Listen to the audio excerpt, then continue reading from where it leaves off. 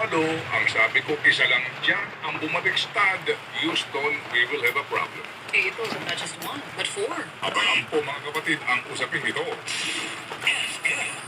Ang True FM News Update ay hatid sa inyo ng MX3. Dito ako bilib.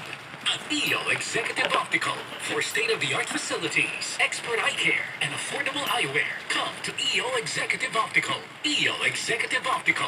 Love your eyes. Umaga Pilipinas at narito ang mga balita sa oras na ito. May posibleng rollback sa presyo ng petrolyo sa susunod na linggo. Tuloy-tuloy kasi ang naging pagbaba ng world oil prices sa unang 3 trading days ngayong linggo. Sa paunang taya ng Department of Energy, posibleng umabot sa 4 na piso at 40 sentimo per litro ang rollback sa diesel, habang nasa 4 na piso sa kerosene. Balitang malinaw, impormasyong mapagkakatiwalaan. Ito ang 105.9 at True Malinaw, laging true sa iyo, kapatid. Ito ang True News Update. Hatid sa inyo ng 105.9 True FM. True FM. Laging true sa'yo, kapatid. Ang True FM News Update ay hatid sa inyo ng MX3. Dito ako bilib.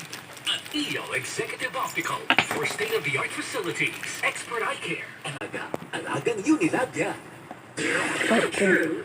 Ano yung button?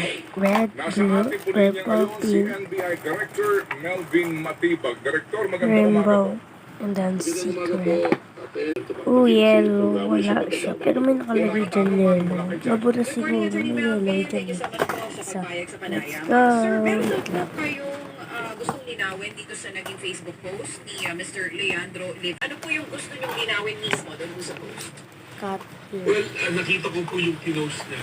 Kinuha niya po yung sa ating panayam.